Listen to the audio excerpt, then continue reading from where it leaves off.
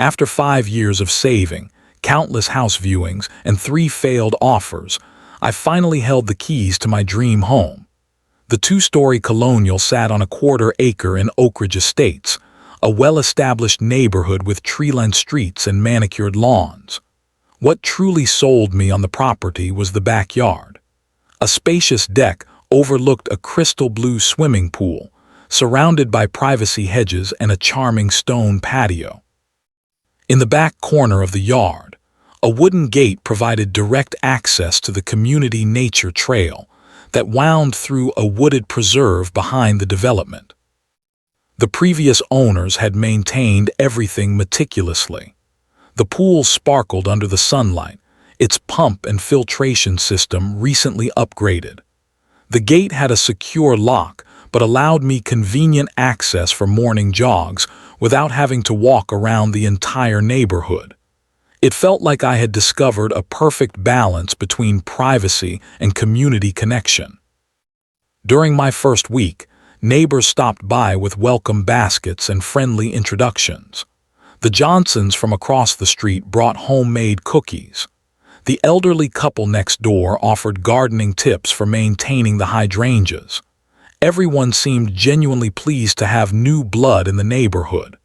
They spoke highly of the community events, the excellent school district, and the safety of the area. No one mentioned Margaret Holloway, at least not directly. I would later learn that this omission was not accidental. The first homeowners association meeting fell on my 3rd Tuesday in the house. I had been part of an HOA before in my previous condo, so I was not concerned. Typically, these meetings involved discussions about seasonal decorations, lawn maintenance standards, and planning community events. I arrived 5 minutes early and took a seat in the back of the community center meeting room, nodding politely to neighbors I recognized. Precisely at 7:00 p.m., a slender woman in her 50s with perfectly styled silver hair and wearing a navy blazer called the meeting to order. Margaret Holloway did not need to introduce herself. Her authority was evident in how the room immediately fell silent when she stood. She ran through the agenda with military precision, cutting off questions she deemed irrelevant and speaking over anyone who talked too long. The Collins property on Maple Drive has been cited for unapproved fence height, she announced, clicking to a slide showing a modest home with a wooden fence maybe 6 inches taller than others in the neighborhood. They have been fined accordingly and given 14 days to comply.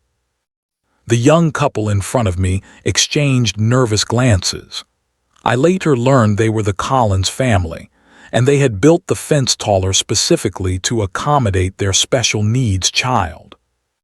Throughout the meeting, I noticed how Margaret referenced our community standards as if they were sacred texts, though her interpretation seemed selective. She approved variances for properties owned by board members while strictly enforcing rules against others. When an older gentleman questioned the allocation of landscaping funds, Margaret fixed him with an icy stare. Perhaps, Mr. Gonzalez, if you had attended the budget meeting in March, you would understand our priorities better. Next item. The meeting concluded with Margaret introducing me as the new owner of the Watson property on Oak Lane, her eyes assessing me like I was being measured for compliance. Several board members nodded mechanically when she stated they were looking forward to my positive contribution to the community. As I drove home that evening, the excitement of my new purchase remained, but something uncomfortable had taken root alongside it.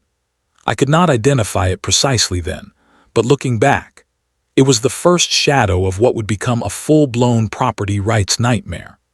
I parked in my driveway and gazed at my beautiful new home, completely unaware that my dream property was about to become ground zero in a neighborhood power struggle that would test my patience, finances, and resolve. 3 weeks after moving in, I found an official-looking envelope stuck in my door frame. Inside was a formal citation for unauthorized pool modifications and violations of community aesthetic standards. The letter detailed a $250 fine and demanded immediate remediation, though it was frustratingly vague about the specific violations. This was peculiar, as I had made absolutely no changes to the pool area since purchasing the property. I called the number on the letterhead the next morning and requested clarification. The association secretary, a nervous-sounding woman, explained that all inquiries about citations needed to be addressed directly with the HOA president. She transferred me to voicemail. 3 days passed without a response. On Saturday afternoon, while I was pressure washing my driveway, a black SUV pulled up and parked. Margaret Holloway emerged wearing large sunglasses and a perfectly pressed pantsuit despite the weekend. She carried a tablet and approached with the confidence of someone used to getting her way. "Good afternoon. I received your message about the pool citation," she said, not bothering with pleasantries. "Perhaps you are unaware of the arrangement." I turned off the pressure washer.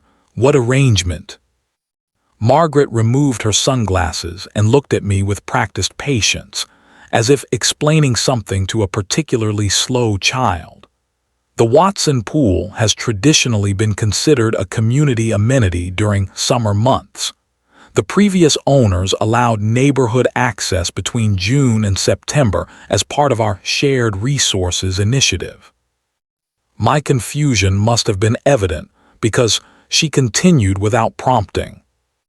The Watsons understood the value of community. They maintained the pool with that understanding. Your recent changes violate that arrangement. "What changes?" I asked. "And I never agreed to share my pool. It was not in any of the documents I signed." Margaret pursed her lips. The Watsons had a verbal agreement with the board for over 15 years. As for changes, you removed the community access sign and the path markers. This was the first I had heard of any signs or markers, and I told her as much. I also pointed out that nothing in my purchase agreement or the HOA covenants mentioned shared pool access. "I would like to see documentation of this arrangement," I said firmly. "My property deed and the survey clearly show the pool is entirely within my property lines." Margaret replaced her sunglasses, creating a barrier between us. "I will have the board's secretary send over the historical documents. In the meantime, the citation stands. This community has expectations, and we all must do our part." She turned and walked back to her SUV without further discussion, leaving me standing with questions and growing concern. That evening, I pulled out every document related to my home purchase: the deed, property survey, HOA covenants and bylaws. Nothing mentioned shared access to my pool. The property lines were unambiguous, encompassing the entire backyard, including the pool and the gate to the nature trail. The following week, I received no historical documents from the board secretary. What I did receive was an email reminder about my unpaid citation, now with an additional $50 late fee. On Friday, returning home from work, I noticed wet footprints on my back deck and 2 unfamiliar pool floats in the water. Someone had been using my pool while I was away. Walking the perimeter of my yard, I found no signs of forced entry, but the gate to the nature trail was unlocked, though I distinctly remembered securing it that morning. Over the weekend, I installed security cameras covering the pool area, deck, and the side gate. I also added new, more secure locks to both the gate and the pool enclosure. For good measure, I posted several private property, no trespassing signs around the perimeter. The cameras were barely operational when my phone rang Monday evening. It was Margaret. Her voice was cold and direct. Several neighbors have expressed concern about the surveillance equipment you have installed. These changes to the property exterior require board approval. The cameras are for my security, I replied. Someone has been trespassing on my property and using my pool without permission. That is not trespassing, Margaret stated flatly. As I explained, there is a community understanding about that amenity. I have reviewed all the documents, I said.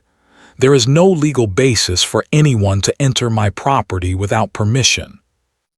A pause followed, and when Margaret spoke again, her tone had shifted to something more threatening. I would advise against escalating matters unnecessarily. This neighborhood has operated harmoniously for decades by respecting certain traditions. New residents who challenge these arrangements often find it difficult to integrate. The call ended with Margaret stating that the board would be addressing my violations at the next meeting. As I put down the phone, I realized that what had begun as a confusing citation had evolved into something that felt remarkably like intimidation. The stage was set for what would become an increasingly hostile battle over property rights and neighborhood politics. The confrontation entered a new phase exactly 4 weeks after the phone call. I returned home from work on a Wednesday evening to find my side gate completely inaccessible.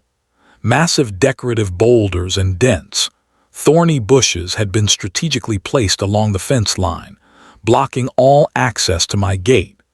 The new landscaping extended along the community trail side of my property, forming an impenetrable barrier. Attached to my front door was a printed notice informing residents of a community beautification project, approved by the HOA board.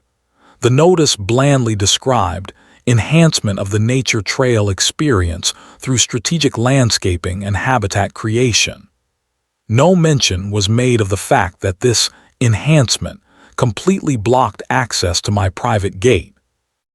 I immediately called the HOA emergency line. The answering service took my message, but informed me that landscape concerns were not considered emergencies and would be addressed during regular business hours. Frustrated, I checked my security camera footage from that day. The footage showed a landscaping crew arriving around noon. What caught my attention was not the workers, but Margaret herself, standing at the edge of my property, directing the placement of each boulder and plant. She pointed specifically to areas directly in front of my gate, instructing workers to position the largest boulders there. The calculated nature of the obstruction was unmistakable. I forwarded that segment of footage to my email and decided to document everything moving forward.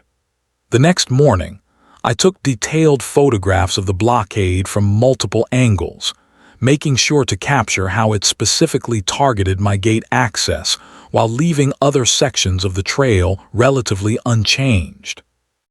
By the weekend, news of the situation had spread throughout the neighborhood. When I walked to the local coffee shop, I noticed neighbors watching me with curious expressions. Some quickly averted their eyes when I looked in their direction. Others offered sympathetic smiles but kept their distance.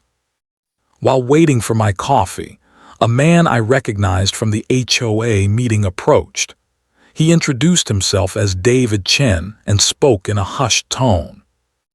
"I could not help noticing what happened with your gate," he said, glancing around to ensure no one was listening. "You are not the first, you know." The first to have problems with Margaret. She has her vision of how this community should function, and she does not tolerate deviation. He handed me his phone number on a business card. "My wife and I had similar issues when we first moved in. Call me if you want to talk." Throughout the day, I received 3 more subtle approaches from neighbors offering support or information.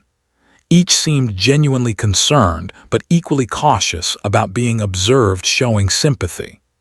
One elderly woman named Ruth Jenkins whispered that Margaret had connections with two other board members who always voted as a bloc, effectively controlling all HOA decisions. She drove out the Richards family last year, Ruth explained during a brief conversation by the mailboxes. Their crime was planting native wildflowers instead of standard landscaping. Constant citations until they sold. Such a shame. Armed with my property survey, deed, and the HOA covenants, I drafted a formal letter with the help of a real estate friend. The letter firmly demanded immediate removal of the obstructions, acknowledgement of my property boundaries, and cessation of all claims regarding community access to my pool. I cited specific sections of the HOA covenants regarding property rights and the rules for landscaping approval, which required notification of affected homeowners before implementation. On Monday morning, I sent the letter via certified mail to each board member, including Margaret, requiring signature confirmation. That evening, I sat alone by my pool, watching as neighbors walked along the visible portions of the trail. Some stared openly at my house. Others pretended not to notice it at all. My once peaceful backyard sanctuary now felt like a fishbowl, with me as the main attraction. The security cameras captured several passers-by pointing at my property and talking animatedly. One group of teenagers even tried to peer through the hedge for a better look at what had become the neighborhood's central point of contention. My home, once my pride and joy, now felt like the centerpiece of an unwanted battlefield. The peaceful retreat I had saved years for had become the focal point of a neighborhood civil war, with property lines as the disputed territory and my right to privacy hanging in the balance. The formal letter I sent to the board members went unanswered for over a week. Then, instead of addressing my concerns, I received a flurry of new citations. Suddenly, my garbage cans were improperly positioned, though they sat exactly where the previous owner had always placed them. My mailbox was deemed non-compliant with architectural standards, despite being original to the house. Most absurdly, I received a citation for excessive water usage, related to the pool that Margaret still insisted belonged partly to the community. Each citation came with its own fine, rapidly accumulating to over $1,000 in penalties. It became clear that this was no longer about community standards, but a systematic attempt to pressure me into compliance or financial surrender. The pattern of harassment sparked my investigative instincts. If this had happened before, there would be records, stories, and perhaps even legal precedents. I decided to dig deeper into the neighborhood's history and Margaret's tenure as HOA president. I started with public records, searching property transfers in Oak Ridge estates over the past 5 years. An interesting pattern emerged. Turnover in certain sections of the neighborhood was significantly higher than comparable communities. Out of curiosity, I mapped these frequent sales and found they clustered around properties that had lodged formal complaints with the HOA board. David Chen, the neighbor who had approached me at the coffee shop, proved to be an invaluable resource. Over a weekend breakfast at a cafe safely outside our neighborhood boundaries, he shared his own experience. When we moved in 4 years ago, Margaret immediately took issue with our backyard vegetable garden. She cited obscure bylaws about visible food production being contrary to neighborhood aesthetics. When we refused to remove it, strange things started happening. Selective enforcement of rules, water drainage issues that mysteriously affected only our property, emergency landscaping projects that just happened to disrupt our driveway access during our housewarming party. David introduced me to 3 other current residents who had experienced similar targeted enforcement. Each had eventually compromised in some way to end the harassment. One family had abandoned plans for a home business. Another had removed a wheelchair ramp they had installed for an aging parent, forced to find alternative solutions. Most disturbing was my conversation with Ruth Jenkins, who had lived in the neighborhood longer than anyone. We met at her home under the pretense of discussing gardening tips, as she was increasingly worried about being seen conversing with me. "Margaret has been president for 7 years now," Ruth explained, serving tea in her sunroom where we could not be observed from the street. "Before that, she was treasurer for 3 years. That is when things began changing." Ruth had served on the budget committee during that time and had noticed concerning patterns in the financial allocations. Landscaping contracts doubled in value with no corresponding increase in services. The new contracts all went to Prestige Outdoor Designs. Later research revealed that Prestige Outdoor Designs was owned by Margaret's brother-in-law. The company that had installed the boulders blocking my gate was a subsidiary of the same parent corporation. Another longtime resident, a retired accountant named Harold Freeman, provided the most damning information. During Margaret's first year as treasurer, the HOA had quietly purchased additional common land adjacent to the nature trail, land that bordered properties where homeowners had been most problematic for Margaret. "Look at the survey maps before and after 2018, Harold advised, sliding a folder across his dining table. The HOA boundaries expanded, but only in certain strategic areas. Then compare those expansions to the properties that have received the most citations." The pattern was undeniable. Margaret had systematically used HOA resources to gain leverage over properties that challenged her authority, creating deliberate ambiguity about boundary lines that could later be exploited. Armed with mounting evidence, I consulted with Julian Martinez, an attorney specializing in property disputes and HOA overreach. His office walls were covered with certificates and framed newspaper articles about successful cases against predatory homeowners associations. For the first time since the blockade began, I felt a glimmer of hope. Julian reviewed my documents carefully, occasionally nodding or making notes. After nearly an hour, he looked up with a determined expression. "This is not just about your pool or gate anymore," he explained, spreading the papers across his desk. "This is about a pattern of abuse of power. What we have here is evidence of selective enforcement, possible financial impropriety, and harassment. These are not just HOA violations. These could potentially be legal violations." Over the next 2 weeks, I worked with Julian to gather additional evidence. Meanwhile, sympathetic neighbors began providing written statements about their own experiences with Margaret and the board. Some shared emails, citation letters, and documentation of their own property disputes. Together, we created a comprehensive picture of systematic intimidation that would prove invaluable in the approaching legal battle. My once simple desire to enjoy my private pool and use my own gate had evolved into something much larger, a challenge to a neighborhood tyrant who had operated unchecked for too long. What began as my personal fight was becoming a cause that silently united the oppressed homeowners of Oak Ridge Estates. The situation reached its boiling point on a sweltering Saturday in mid-July. I had spent the morning grocery shopping, mentally preparing for a quiet weekend of document organization with my attorney. As I pulled into my driveway, arms laden with grocery bags, I noticed unusual activity in my backyard. The sound of splashing and laughter drifted over my fence. I rushed through the house and stepped onto my back deck to find my worst fears confirmed.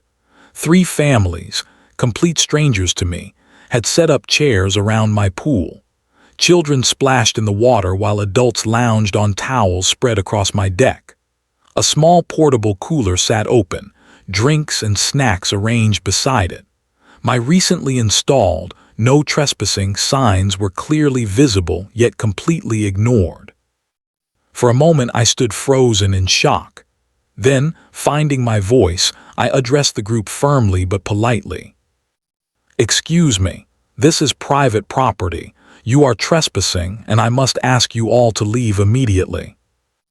The adults looked up, more annoyed than surprised by my presence. One woman in oversized sunglasses barely shifted her position on her towel. "The HOA president said this is community property now. We have permission to be here." "I do not care what the HOA president told you," I replied, my voice growing more insistent. "This is my private property. I need everyone to pack up and leave now." A man standing near the pool edge frowned. "Look, we were told this pool is open to the community on weekends. If you have a problem with that, take it up with the HOA." "I have already taken it up with the HOA multiple times," I explained, trying to remain calm. "There is no such arrangement. Please leave now, or I will have to call the police for trespassing." The mention of police created some hesitation. Parents began calling children out of the pool, though with deliberate slowness that communicated their displeasure. As they grudgingly gathered their belongings, I heard car doors slamming in my driveway. Margaret Holloway marched into my backyard, flanked by two uniformed police officers. Her face displayed a mixture of authority and barely contained satisfaction. Several neighbors had followed, gathering at the edge of my property to witness the confrontation. "That is the troublemaker," Margaret announced loudly, pointing directly at me. "Officer, this person has been harassing community members and threatening families with children." The officers looked between us, clearly trying to assess the situation. The taller officer stepped forward. "We received a call about a disturbance involving threats," he said evenly. "Can you explain what is happening here?" Before I could respond, Margaret interjected. "This pool has been a community resource for 20 years. Suddenly, the new owner is threatening parents and children who are simply using it as they always have." "That is completely false," I stated firmly. "I own this property. The pool is entirely within my property boundaries. These people are trespassing, and I simply asked them to leave." The officer turned to Margaret. "Do you have documentation showing this is community property?" Margaret's confidence faltered slightly. "We have a long-standing arrangement. The previous owners understood the community nature of this amenity." "I would like to show you something," I said, addressing the officers. I quickly retrieved my property deed, survey documents, and HOA covenants from the house. These documents clearly show that this pool and the entire backyard are within my private property lines. There is no easement, no shared use provision, nothing in any official document indicating community access. The officers reviewed the paperwork carefully. By this time, a small crowd of neighbors had gathered near my fence, watching the drama unfold. The swimming family stood awkwardly to one side, their belongings half-packed. After examining the documents, the officers conferred briefly. The taller one addressed the group. "Based on these legal documents, this is indeed private property. Unless the HOA can produce documentation showing a legal easement or shared use agreement, everyone who does not live here needs to leave the premises." Margaret's face flushed with anger and embarrassment. "This is outrageous. The board will be hearing about this." "The board will indeed be hearing about this," I replied calmly. "About the trespassing, the harassment, and the misrepresentations you have been making about my property." As the swimmers reluctantly departed and the officers ensured everyone left my property, Margaret fixed me with a cold stare. This is not over, not by a long shot. She was right about that, though not in the way she intended. The next morning, notices appeared on community bulletin boards announcing an emergency HOA meeting. The agenda included an item addressing disruptive homeowner behavior threatening community harmony and proposed measures for protecting community resources from selfish privatization. I immediately contacted Julian Martinez, who advised me that this was the moment to serve our prepared legal notice. The document, which we had been developing for weeks, detailed the harassment, trespassing, abuse of HOA authority, and potential financial improprieties we had uncovered. That evening, Julian personally delivered the legal notice to the board members as they gathered for their pre-meeting preparation in the community center. I waited in his car in the parking lot, watching through the windows as the documents were distributed. The shock on the board members' faces was visible even from a distance. Two members immediately pulled out their phones, presumably to call their personal attorneys. When Margaret read the document, her expression hardened into a mask of fury. She looked up and saw me watching from the car. For the first time since our conflict began, I saw something new in her expression: fear. That was the moment I knew the power dynamic had finally shifted. The county courthouse became our new battlefield when the case officially entered the legal system 6 weeks later. The community had been buzzing with whispered conversations and speculation since the pool confrontation and the emergency meeting that never actually took place. The board had abruptly canceled it after receiving our legal notice. Julian Martinez had prepared meticulously for this day. We arrived early, climbing the granite steps of the imposing courthouse building together. His confidence was reassuring as we passed through security and made our way to courtroom 4B, where Judge Eleanor Harmon would be presiding over our case. "Remember," Julian advised quietly as we took our seats, "today is just the beginning. Legal proceedings like this take time, but we have built a strong foundation." The HOA's legal team arrived shortly after, 3 attorneys in expensive suits representing the board. Margaret entered last, dressed conservatively in a gray suit, her expression tightly controlled. She avoided looking in my direction. Judge Harmon, a stern-looking woman in her 60s with silver-rimmed glasses, called the court to order precisely at 9:00 a.m. After preliminary matters were addressed, Julian presented our case with methodical precision. "Your Honor, what began as a simple property dispute has revealed a troubling pattern of HOA overreach, selective enforcement, harassment, and potential financial improprieties that demand this court's attention." Over the next 3 hours, Julian presented our evidence piece by piece. Property documents clearly showing my ownership boundaries. Security footage of Margaret directing the strategic boulder placement to block my gate. Documentation of the selective citation, pattern targeting homes that challenged her authority. Most damaging was the financial evidence we had uncovered. Julian displayed contracts showing the HOA had paid Prestige Outdoor Designs, owned by Margaret's brother-in-law, rates nearly double the market average for comparable services. These payments had increased dramatically during Margaret's tenure, with minimal documentation justifying the expenses.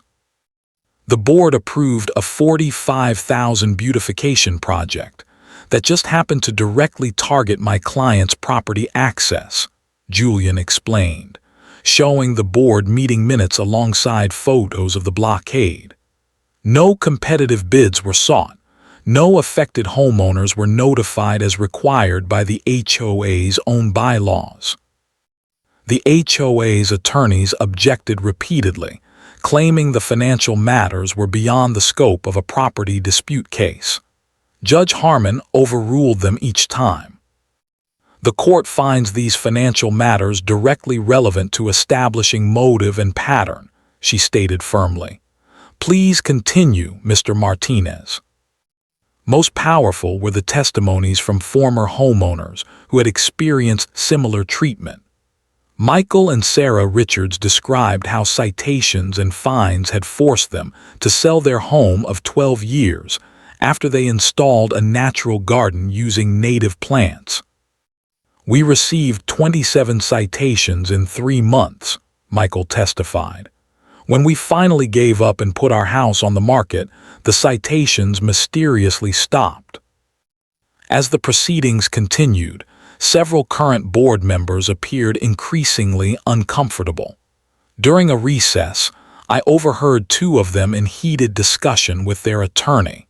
By the time court reconvened, one board member was notably absent.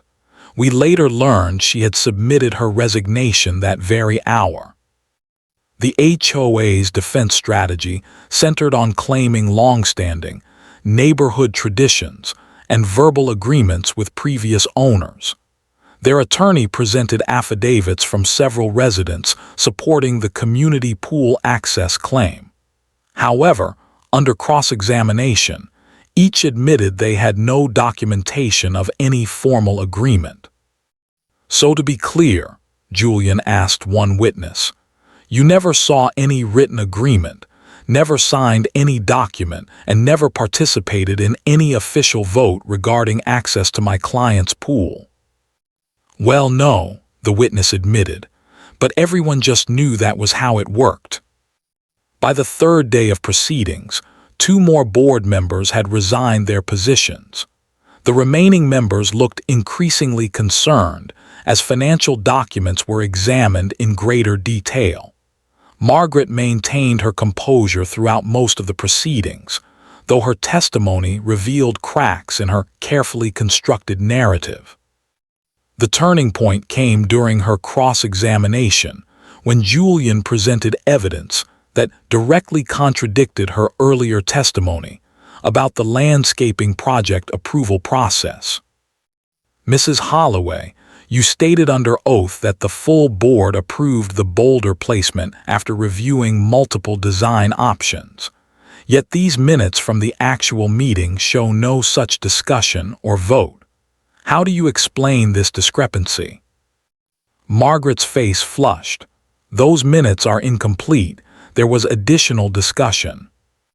Your Honor, Julian responded, we have the audio recording of that meeting, which was legally obtained by a board member who was present. May I play the relevant portion? The recording clearly showed no discussion of multiple designs or specific placement locations. When the judge asked Margaret to explain the contradiction, she fumbled for words before stating that some board discussions happen informally before meetings. Judge Harmon leaned forward. Mrs. Holloway, are you stating that the board makes decisions about spending tens of thousands of dollars of homeowner funds in unofficial meetings without minutes or records? It was the first time I had seen Margaret truly speechless. Her attorney quickly requested a recess.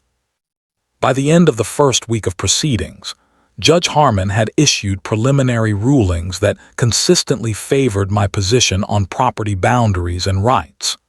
She ordered immediate removal of the landscaping blocking my gate access and issued a temporary injunction preventing the HOA from interfering with my property use while the case continued.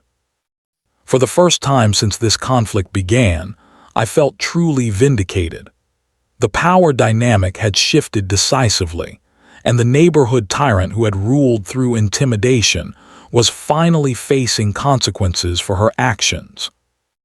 After 3 weeks of testimony, evidence presentation, and legal arguments, Judge Harmon delivered her final ruling on a crisp autumn morning. The courtroom was packed with current and former Oak Ridge Estates residents, all eager to witness the conclusion of what had become known locally as the pool dispute. Judge Harmon adjusted her glasses and addressed the court in a clear, authoritative voice.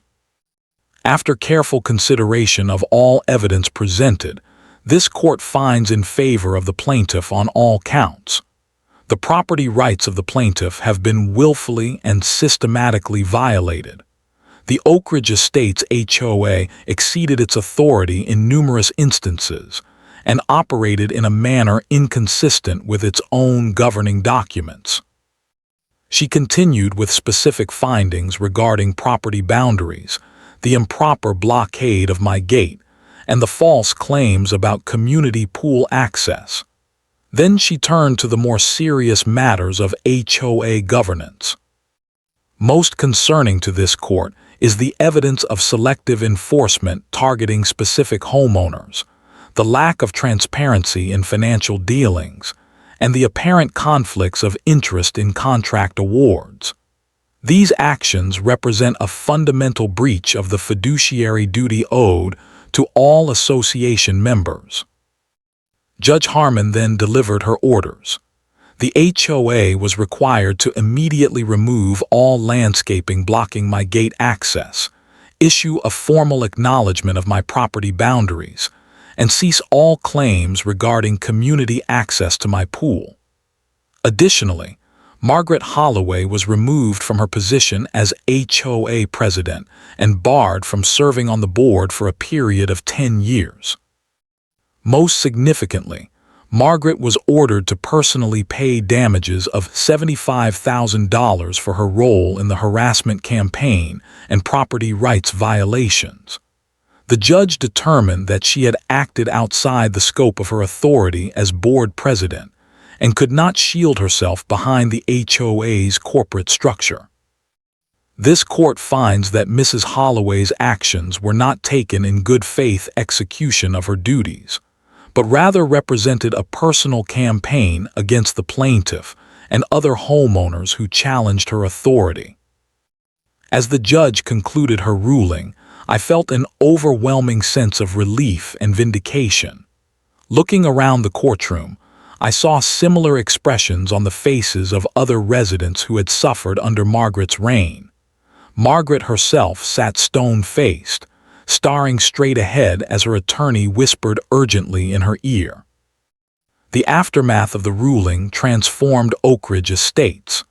Within a week, the remaining board members resigned, and a special election was called to establish new leadership.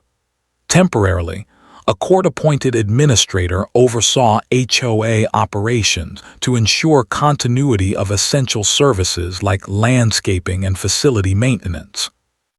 The community meeting to discuss the election was held in the same room where I had first encountered Margaret months earlier. This time, the atmosphere was completely different. Neighbors spoke freely, sharing ideas and concerns without fear of retribution. Many approached me privately to express gratitude for standing up to what one resident called the neighborhood dictatorship. Despite having every reason to disengage from community affairs after my ordeal, I chose to get involved in establishing new HOA guidelines.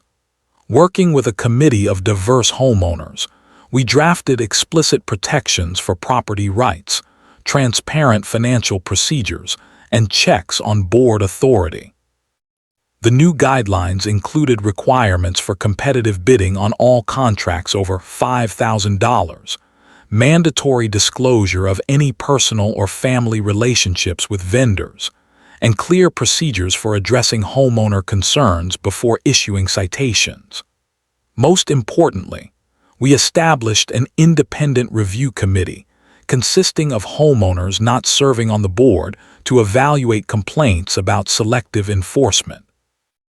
Margaret sold her house and moved away before the court-ordered landscaping removal was complete. I never spoke to her again after the trial, though I occasionally saw her brother-in-law supervising the removal of the boulders that had once blocked my gate.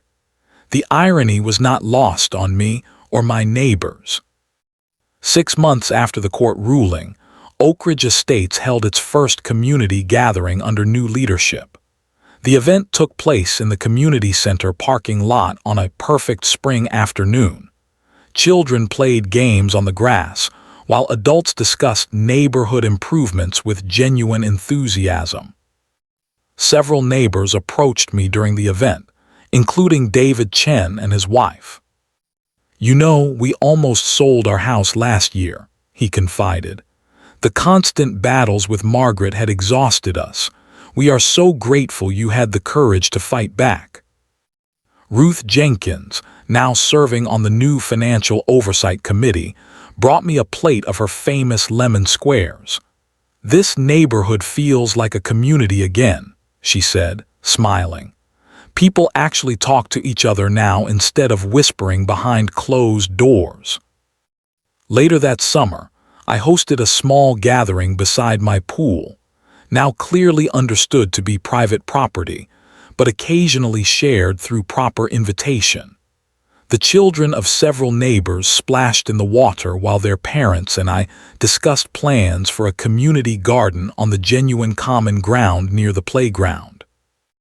As the sun set over Oak Ridge Estates that evening, I reflected on how my understanding of homeownership and community had evolved through this difficult journey. What began as a defense of property lines had ultimately redrawn the boundaries of community respect, governance, and neighborly relations. The pool that had once been the center of conflict now represented something more valuable: the reclaiming of a community from the hands of a tyrant, and the restoration of proper balance between individual rights and community interests. My dream home had indeed become the sanctuary I had hoped for, but in ways I could never have anticipated when I first received those house keys just 1 year earlier.